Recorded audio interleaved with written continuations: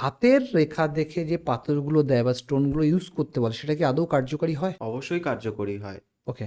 কিন্তু ব্যাপারটা হচ্ছে এটা মাথায় রাখতে হবে, ডাক্তারি শাস্ত্রেও ওষুধের সাথে পথ্য বলে একটা বিষয় হুম। যুক্ত থাকে। কিরকম? ওষুধ পথ্য আমরা শুনেছি। হ্যাঁ। পথ্য মানে কিছু সিস্টেম। ধরে নেওয়া যাক কারোর লিভারের প্রবলেম হয়েছে ওকে। বা পেটের সমস্যা, সেক্ষেত্রে দাঁড়িয়ে তাকে ওষুধ দেওয়া হলো হুম। এবং তার পাশাপাশি সে ওষুধও খাচ্ছে এবং সমান তালে সে মদ্যপানও করে যাচ্ছে, হুম। তাহলে কিন্তু সেক্ষেত্রে ওষুধ কাজ করবে কার্যকরী না। ভূমিকা পালন করবে না। ঠিক ঠিক। পাথর বা যে কোনো প্রকার প্রতিকার হুম। অবশ্যই কাজ করে, হুম। কিন্তু তার জন্য কিছু সিস্টেম সেই ব্যক্তিকে কিন্তু মেনটেন করতে হয়। ওকে। শুধুমাত্র যে পাথর তা নয়, তার সাথেও অন্যান্য অনেক রকমের প্রতিকারের ব্যাপার থাকে। অবশ্যই কাজ করে, কিন্তু শতকরা হিসেবেও যদি ধরা যায় 60 to 70% কাজ হয়। ওকে।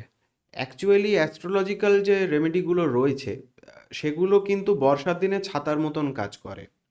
বর্ষার সময় আমরা রেনকোট ইউজ করি যাতে করে দাঁড়িয়ে বৃষ্টির জল আমাদের গায়ে এসে না পৌঁছয়।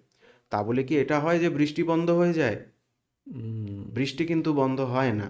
সেই রকমভাবেই এই যে অ্যাস্ট্রোলজিক্যাল যে প্রতিকারগুলো রয়েছে জ্যোতিষের, সেগুলো কিন্তু মানুষকে বৃষ্টির দিনে ছাতা বা রেনকোটের মতন প্রোটেকশন দেয়, হুম। কিন্তু যেটা হওয়ার সেটা কিন্তু হতে থাকে। আচ্ছা।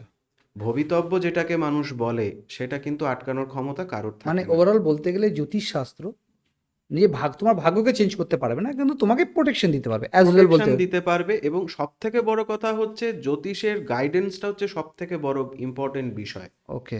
প্রতিকারের থেকেও বড় ব্যাপার হচ্ছে গাইডেন্স। ধরে নেওয়া যাক তুমি একটা ব্যবসা শুরু করতে হুম। চাইছো, হুম। তোমার কাছে পুঁজি রয়েছে। হুম। এবার হয়তো তোমার কুষ্ঠি বা তোমার হস্তরেখা অনুযায়ী লোহার ব্যবসা হয়তো তোমার জন্য লাভজনক, হুম। কিন্তু তুমি সেখানে তুলোর ব্যবসার দিকে এগোচ্ছ। তাহলে যেটা হওয়ার সেটাই হবে, তুলোর ব্যবসায় অ্যাজ ইউজুয়াল তুমি লস রান করবে। ওকে। কিন্তু সেই ক্ষেত্রে দাঁড়িয়ে তুমি যদি জানতে পারো যে না, লোহার ব্যবসা বা অন্য, এটা একটা উদাহরণ হিসেবে না, বললাম, একদম একদম। যে লোহার ব্যবসা আমার জন্য লাভজনক হতে পারে, সেটা যদি তুমি জেনে যাও এবং সেই বুঝে তুমি এগোতে পারো, তাহলে তুমি অবশ্যই সাফল্যের দিকে এগোবে। মূলত গাইডেন্সটাই, বা কোন পথটা আমার জন্য ভালো, কোন পথটা আমার জন্য ঠিক নয়, এটাই হচ্ছে জ্যোতিষের মূল বিষয়। সম্পূর্ণ পডকাস্টটি দেখতে অবশ্যই ভিজিট করুন রিপন টক্স ইউটিউব চ্যানেলে।